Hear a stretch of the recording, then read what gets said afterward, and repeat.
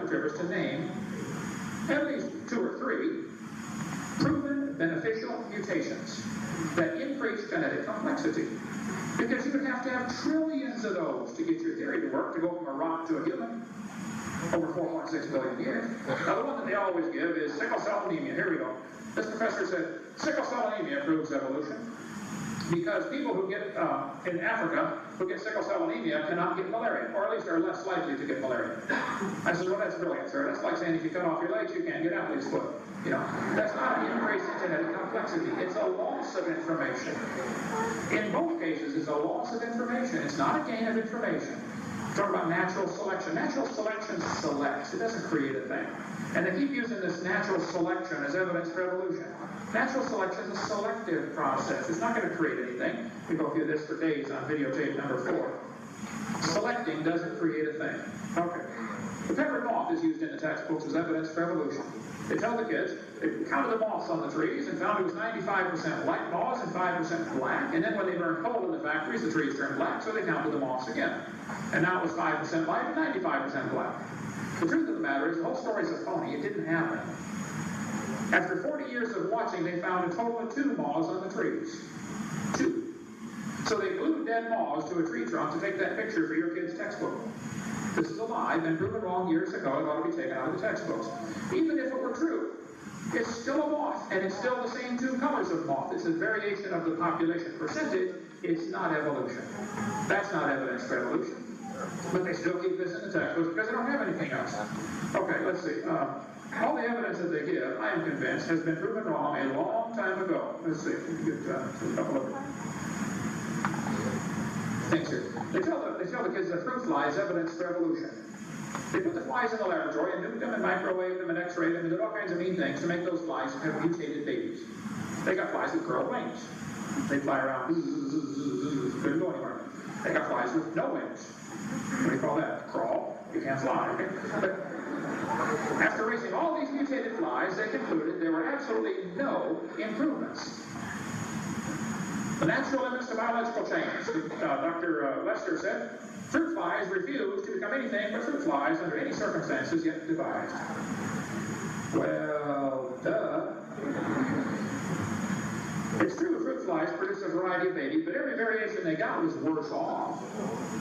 And this guy publishes an article in U.S. News and World Report and says flies in the north have wings 4% larger than flies in the south, and that is proof of Darwin's theory. You've got to be kidding. They tell the kids to think critically. Oh, we can spend an hour on that one. They don't think critically. They don't think at all. Okay.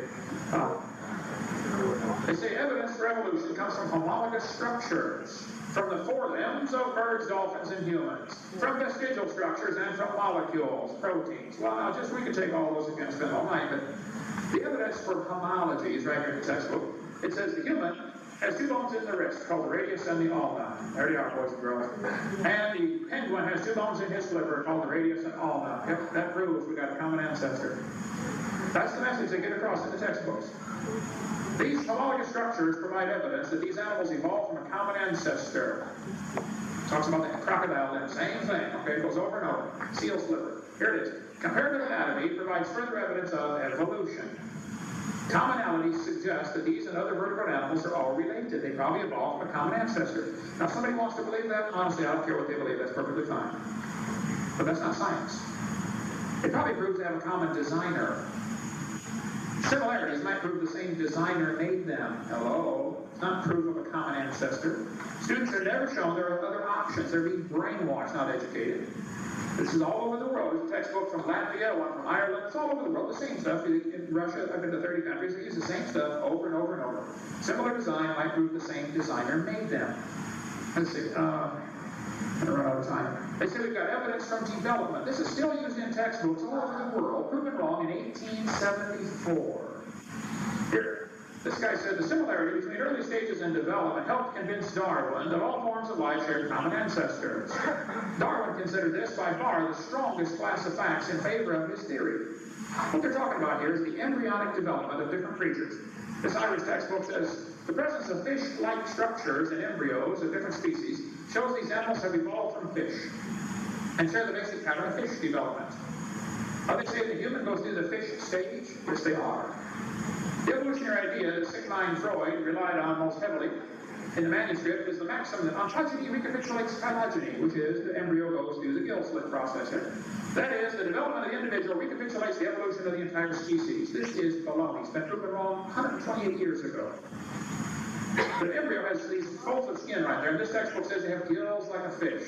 That's a lie. Those are not gill slits. Those little folds of skin later develop into bones in the ear and glands in the throat. They never have anything to do with breathing. I've seen people with 5 or 6 chins, and they can't breathe through any of them but the top one. Those are not gill slits. Hegel made up this entire stupid idea right after he read Darwin's book. Darwin's book was translated to German in 1860. Hegel read it and said, what a great theory. If only we had some evidence. Now, Hegel happened to be an embryology professor at the University of Jena in Germany. He had access to photographs and drawings of all kinds of animals in their embryonic development stage. So he took a drawing of a dog and a human, and he changed them and made them look exactly alike. He lied, and admitted later that he lied. He made huge posters of his fake drawings to travel all over Germany to prove evolution was a fact. Now, on top of Hegel's drawings, underneath are photographs. Actual photographs by Dr. Richardson in, what's the school in England? One of the Oxford, there's about 20 colleges in Cambridge, which is there a few weeks ago. Anyway, I'll get it there. I got it. Hegel, at the University of Jena, his own university tried him for lying. They tried one of their professors. He said, I should feel utterly condemned were it not that hundreds of the best observers and biologists lie on the same charge. It's okay for me to lie because everybody else lies. This phylogenetic law cannot be weeded out in spite of having demonstrated to be wrong by numerous subsequent scholars. The biogenetic law is as dead as a doornail, American Scientist magazine. Here it is, St. George Hospital Medical School in London. This is the guy who did took the pictures, Richardson.